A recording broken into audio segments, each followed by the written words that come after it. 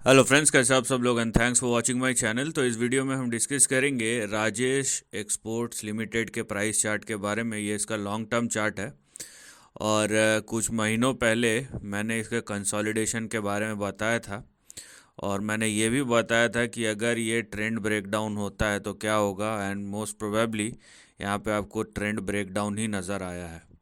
Right, इसको confirm करने के लिए अब देखिए मैं चार्ट को जूम करता हूँ और आप चाहे तो मेरे पुराने वीडियो का रेफरेंस ले सकते हैं, वो भी अवेलेबल है। तो यहाँ पे सबसे पहली बात, ये जो लास्ट सपोर्ट था अब इसके नीचे भी चले गया है, तो ये क्लियर कट ट्रेंड ब्रेकडाउन है। और जब इस तरीके का ट्रेंड ब्रेकडाउन आपके लॉन्ग टर्म चार्ट्स में होता है तो जाहिर सी बात है आपको सतर्क रहना चाहिए। और हर शेयर का अपना एक इंडिविजुअल साइकिल होता है और बाई करने के लिए एक स्पेसिफिक प्राइस होता है। अगर प्राइस ना भी हो तो एक स्पेसिफिक रेंज होता है, हम इधर से उधर उधर से इधर नहीं कर सकते हर बार।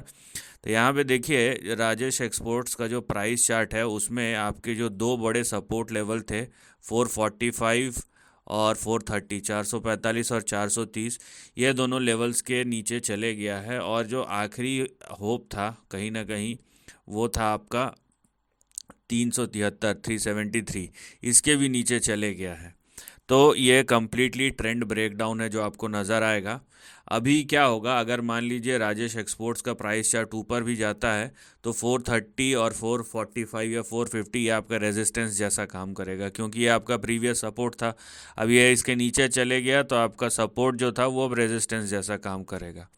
तो बात यहाँ पे सिंपल सी है कि अगर प्राइस जो है राजेश एक्सपोर्ट्स लिमिटेड का 445, 430 और 373, ये तीनों के ही नीचे रहता है। ये ऐसा नहीं है कि 445 तक अगर यहाँ से बाउंस बैक करना शुरू हो गया तो व्यू चेंज हो जाएगा, नहीं।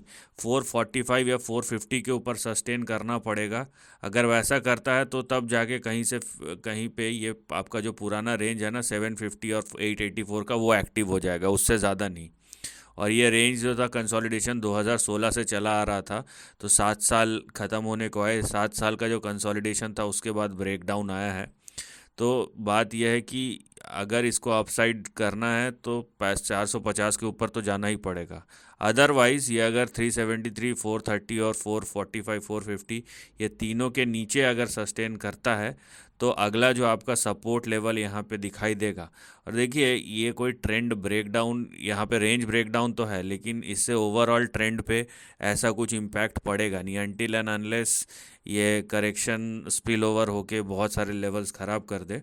तो अभी जो आपका अगला सपोर्ट होगा वो कहीं ना कहीं इस रेंज के बीच में होगा, 147 और 173 के बीच में, या 148, 173, ये जो रेंज है अब ये ओपन अप हो चुका है, क्योंकि ये आपका प्रीवियस कंसोलिडेशन का रेंज था।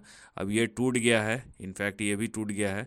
तो अभी ये जो रेंज है वो आपका यहाँ पे एक्टिव हो चुका है। और आने वाले महीनों में, क्योंकि देखिए ये स्लो मूविंग स्टॉक है, अगर करेक्शन जल्दी हो जाता है दूसरी बात है, अदरवाइज़ यहाँ पे जो भी समय लगता है शेयर को, तो यहाँ पे आपको देखना पड़ेगा। और ये एक कॉशन के तरह ही है, ठीक है। अगर प्राइस को या ट्रेंड को चेंज होना है तो प्राइस को परफॉर्म करना पड़ेगा, अदरवाइज़ ये एक रेंज ब्रेकडाउन है और यहाँ पे आपको कॉशियस रह के ही चलना पड़ेगा। और आपको अच्छे बाइंग प्राइस चाहिए तो वो आने में अभी समय है, फ़िलहाल जिस तरीके का प्राइस एक्शन दिख रहा है।